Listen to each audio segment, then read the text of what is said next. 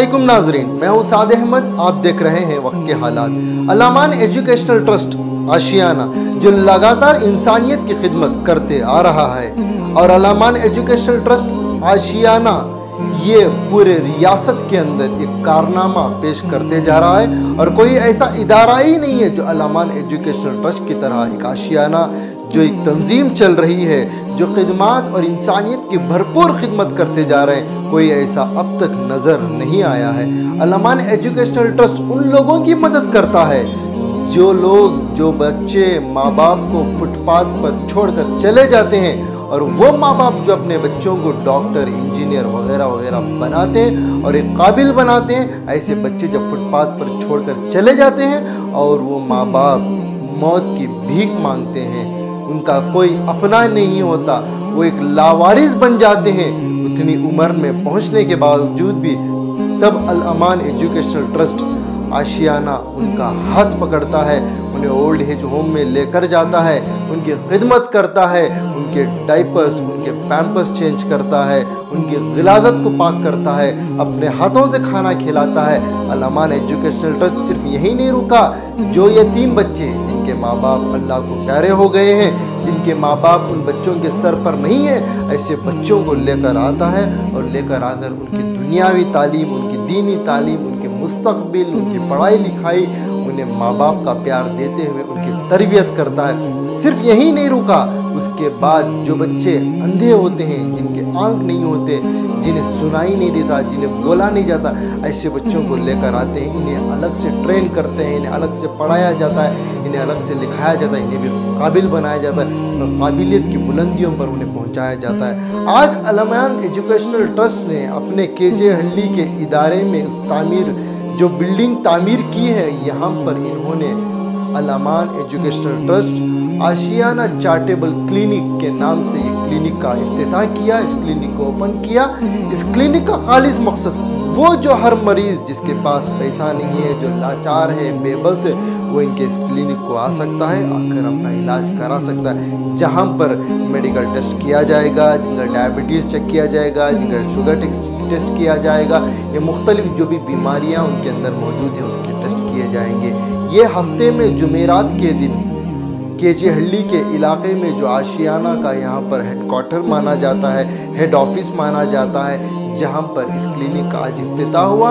ये अल-अमान educational trust आशियाना की लगातार खिदमत पे खिदमत इंसानियत के लिए सामने आते जा रहे हैं। अल-अमान एजुकेशनल ट्रस्ट ने जिस जगह पर क्लिनिक का इफ्तिताह किया, यहाँ पर ओल्ड एज होम बनाया गया है, यहाँ पर यतीम बच्चों की तरबियत का, यहाँ पर उन मासूम और बेसहारा बच्चों की पनाहगाह और वो जो बच्चे जो गरीब और मुस्तहिक़ हैं उनके लिए स्पोकन इंग्लिश के क्लासेस, उन्हें स्किल डेवलपमेंट के क्लासेस, टेलरिंग के क्लासेस वगैरह वगैरह बहुत सारी चीज़ों के क्लासेस यहाँ पर लिए जाते हैं। तो नाज़रीन, मुख्तसर अंदाज में जो आज का इनाग्रेशन हुआ, जो इस क्लिनिक का इफ्तिताह हुआ, इसमें बहुत सारे शहर बेंगलुरु के दानिश्वर हजरात आए थे जिन्होंने अपने तासुरात का इजहार किया। हमने मुख्तसर अंदाज में उन सारी रिपोर्ट्स को मुख्तसर अंदाज में आपके सामने पेश करने वाले हैं, तो आपसे दरख्वास्त है इस क्लिप को ज़रूर देखें। अस्सलाम वालेकुम वरहमतुल्लाहि वबरकातुहू।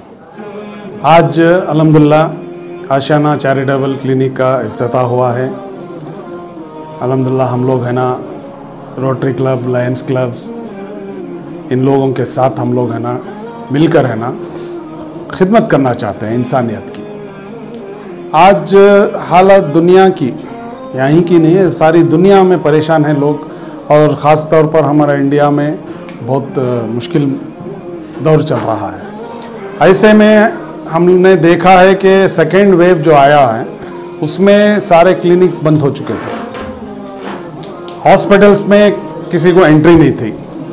तो ऐसे में जो है, जो लोग मामूली इलाज के वास्ते, जिससे पेट में दर्द था या बीपी था, शुगर था, बढ़ गई थी, बुखार था, सर्दी थी, तो ऐसे चीज़ों के लिए बहुत परेशान हो गए थे।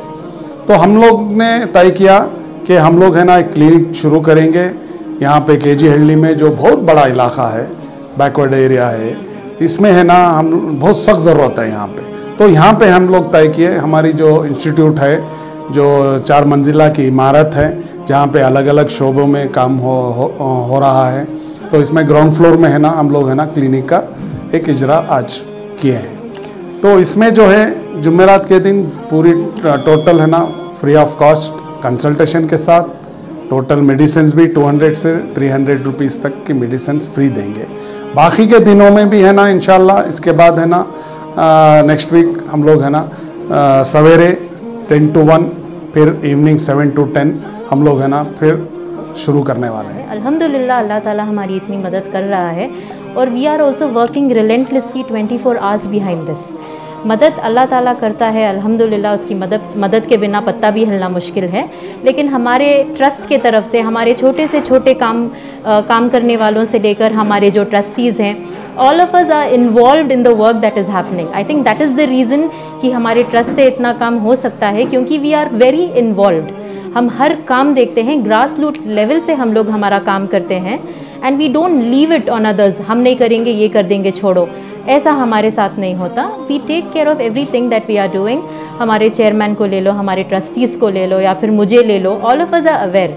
We have a lot of meetings amongst ourselves and we discuss what needs to do next and how we discuss it is हम लोग मोहल्ले के जो लोग होते हैं उनको जमाते हैं, उनके साथ प्रोग्राम करते हैं, उनके साथ मीटिंग करते हैं और उनको हम लोग पूछते हैं कि आपको क्या ज़रूरत है। तो जैसा उन लोगों को ज़रूरत होती है then we start working on one thing जो उन्होंने बोलती हैं। जैसा वो लोग बोले कि हमको इंग्लिश ठीक से बात करना नहीं आता, तो हम लोगों ने स्पोकन इंग्लिश के क्लासेस स्टार्ट किए। उसके बाद उन्होंने कहा हमको कंप्यूटर की नॉलेज नहीं है। हम लोग अगर नौकरी को जाते हैं तो वो लोग हमको पूछते हैं कंप्यूटर्स आता है क्या, तो उन्होंने कहा हम वो नहीं आता, तो हम लोगों ने कंप्यूटर स्टार्ट किए। उसके बाद उन लोगों ने कहा लड़कियां को हम लोग बाहर नहीं भेजते ज़्यादा, अगर घर में ही वो कुछ अपना कमा के करके अपनी कुछ भी पॉकेट मनी के लिए वो अगर काम कर सके, we started tailoring. So this is how we move forward. We ask the people what they want. हम लोग हमारे दिमाग से सोच के हमको ये करना है वो करना है नहीं, जो सामने वाले को ज़रूरत है अगर वो काम हम करेंगे तो तब उसमें हमारी कामयाबी है। अगर एक भी बच्चा, एक भी बच्ची, उन लोगों को काम मिल गया, उन लोगों को उससे पैसा मिल रहा है, रोज़ी उनकी चल रही है, तो वो हमारी खुशी है। That is our achievement.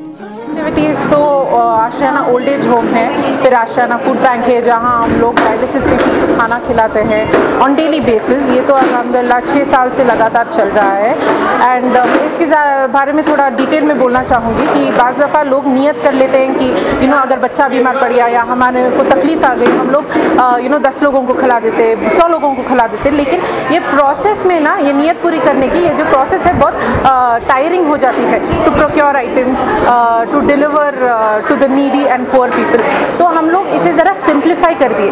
What we do is we prepare food in our centralise kitchen, pack करके हम लोग जो नीडी पेशेंट्स हैं, डायलिसिस पेशेंट्स हैं जो, या तो फिर ओल्ड एज होम में जो बुजुर्ग हैं, उनको हम आपके नियत से खिला देते हैं। सो पर पैकेट आई थिंक वेज जो रहता है, वेज पैकेट रहता है दैट विल बी 30 रुपीज़। जो नॉन वेज पैकेट रहता है दैट विल बी 45 रुपीज़। तो एक 4500 रुपीज़ में आप चिकन बिरयानी 100 लोगों को खिला सकते हैं। So we have simplified this feeding people in a very simple वे।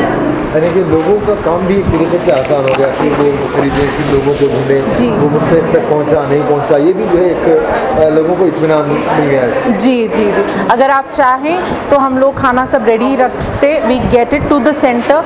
आप आके अपने हाथों से जो पेशेंट्स हैं, जो बच्चे हैं या तो फिर बुजुर्ग बड़े हैं, उनको अपने हाथों से खाना खिला सकते हैं। अस्सलाम वालेकुम।